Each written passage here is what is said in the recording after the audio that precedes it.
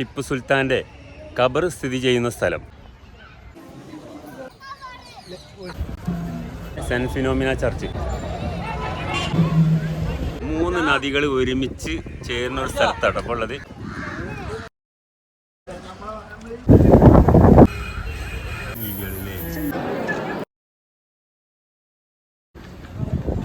Hello guys, dream വാക്കേഴ്സിൻ്റെ പുതിയൊരു വീഡിയോയിലേക്ക് എല്ലാവർക്കും സ്വാഗതം. ഇന്ന് നമ്മളുള്ളത് ഫാമിലി ആയിട്ട് മൈസൂരാണ്. അപ്പോൾ മൈസൂർ ദസറൻ്റെ ടൈമും കൂടി ആട്ടോ. അപ്പോൾ നമുക്ക് ഇതിൻ്റെ കാഴ്ചകളൊക്കെ കണ്ടുവെക്കാം. അതിൻ്റെ മുമ്പേ നമ്മുടെ ചാനൽ ആദ്യമായിട്ട് കാണുന്നവരാണെങ്കിൽ സബ്സ്ക്രൈബ് ചെയ്യാൻ മറക്കരുത്. നിങ്ങളുടെ അഭിപ്രായങ്ങൾ ഇതിൻ്റെ താഴെ കമൻറ്റ് ചെയ്യുക. എന്തായാലും നമുക്ക് നേരെ വീഡിയോയിലേക്ക് പോകാം. അപ്പോൾ ഗൈസ്, മൈസൂരിലേക്ക് ഫാമിലി ആയിട്ട് ട്രിപ്പ് പോകാൻ ഉദ്ദേശിക്കുന്നവരാണ് നിങ്ങളെങ്കിൽ തീർച്ചയായിട്ടും ഈ വീഡിയോ നിങ്ങൾക്ക് ഉപകാരപ്പെടും.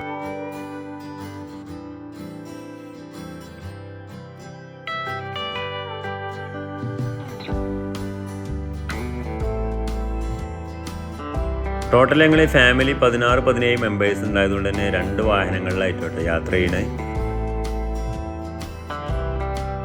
പോകുന്ന വഴിയിൽ വീട്ടിൽ നിന്നും കൊണ്ടുപോയ കുറച്ച് ഭക്ഷണങ്ങളൊക്കെ ഇരുന്ന് കഴിച്ച് സാവകാശം റെസ്റ്റൊക്കെ എടുത്തതിന് ശേഷമാട്ടോ ഞങ്ങൾ യാത്ര തുടരുന്നത്.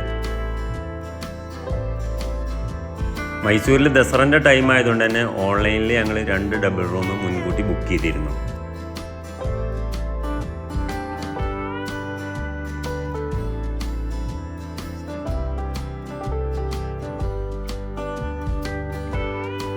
മൈസൂർ പാലസും മൈസൂർ സൂവും വൃന്ദാവൻ ഗാർഡനും ശ്രീരംഗപട്ടണവും ത്രിവേണി സംഗമവും സെൻറ്റ് ഫിനോമിന ചർച്ചും തുടങ്ങിയ 6 സ്ഥലങ്ങൾ ഞങ്ങൾക്ക് ഈ യാത്രയിൽ കാണാൻ സാധിച്ചു. മൈസൂരിലെത്തിയാൽ ഏറ്റവും കൂടുതൽ സമയം നടന്നു കാണേണ്ട കാര്യങ്ങൾ ഒന്ന് മൈസൂർ സൂ ആണ്, മറ്റൊന്ന് മൈസൂർ പാലസ്. മൈസൂരിലെ ദസറ പ്രമാണിച്ച് പല സ്ഥലങ്ങളിലേക്കും എൻട്രി ടിക്കറ്റ് ഫ്രീ ആക്കിയിട്ടുണ്ട്.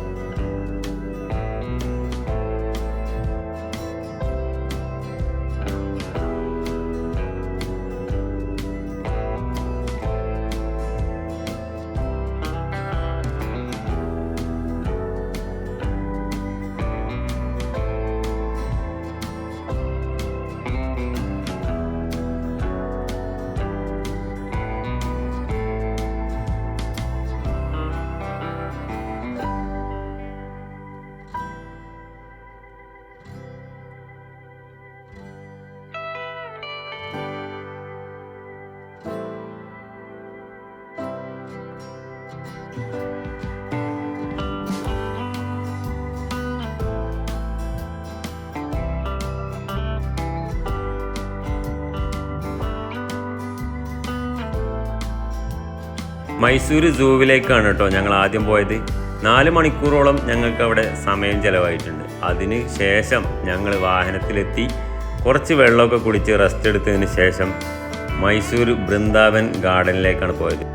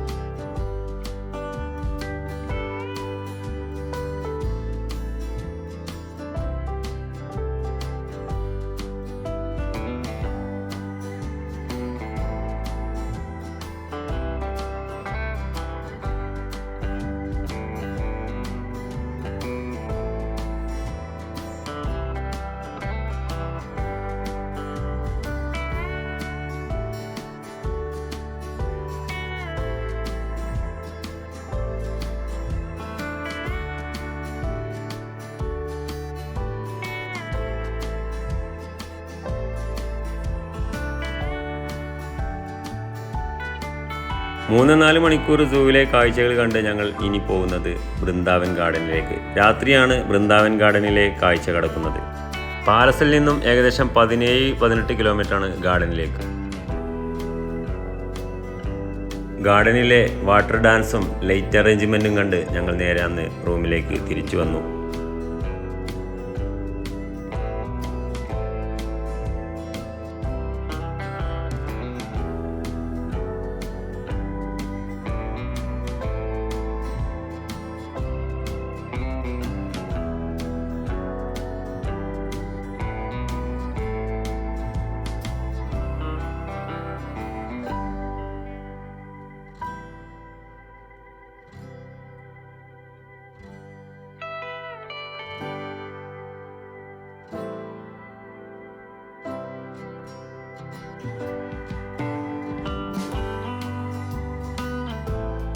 ഇപ്പോൾ എൻ്റെ ഈ ബാക്ക്ഗ്രൗണ്ടിൽ കാണുന്ന സ്ഥലമാണ് ശ്രീരംഗപട്ടണത്തുള്ള ടിപ്പു സുൽത്താൻ്റെ ഖബർ സ്ഥിതി ചെയ്യുന്ന സ്ഥലം.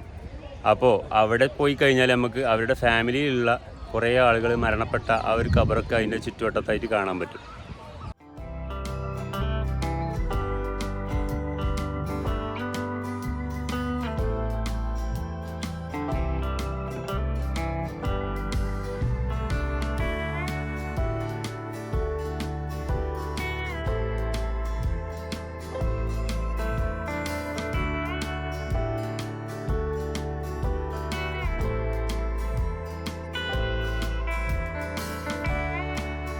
ഇപ്പം ഞങ്ങളെ മൈസൂർ കോട്ടയൊക്കെ കണ്ടിട്ട് പിന്നെ നേരെ ടിപ്പു സുൽത്താൻ്റെ ഖബറുള്ള സ്ഥലത്ത് പോയി. അതും കഴിഞ്ഞതിന് ശേഷം അവിടെ കുറച്ച് 2 കിലോമീറ്റർ പോയി കഴിഞ്ഞാൽ ത്രിവേണി സംഗമം 3 നദികൾ ഒരുമിച്ച് ചേരുന്ന ഒരു സ്ഥലത്താണ് അപ്പോൾ ഉള്ളത്.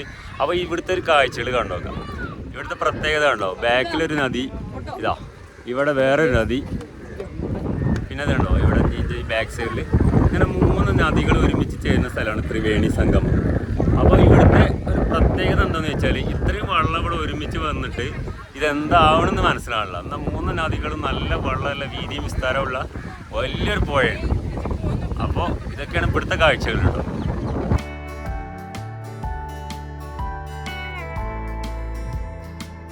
അങ്ങനെ പാലസും ടിപ്പുവിൻ്റെ ഖബർ കിടക്കുന്ന സ്ഥലവും ത്രിവേണി സംഗമവും കണ്ടതിന് ശേഷം ഇനി ഞങ്ങൾ നേരെ എത്തിയിട്ടുള്ളത് നമ്മുടെ സെൻറ്റ് ഫിനോമിന ചർച്ച് കൂടി കാണാൻ വേണ്ടിയിട്ടാണ്.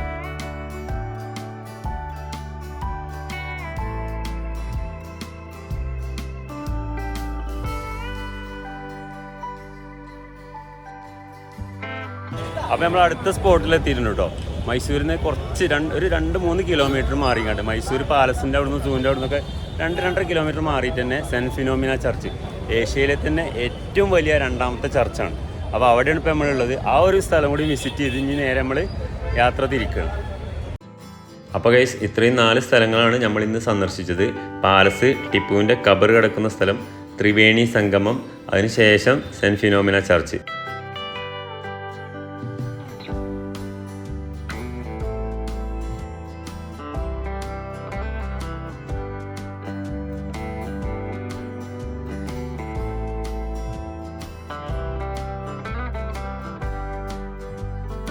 അങ്ങനെ പോരുന്ന വഴിക്ക് ഗുണ്ടൽപേട്ട എത്തുന്നതിന് മുമ്പ് ടയറൊന്ന് പഞ്ചറായി.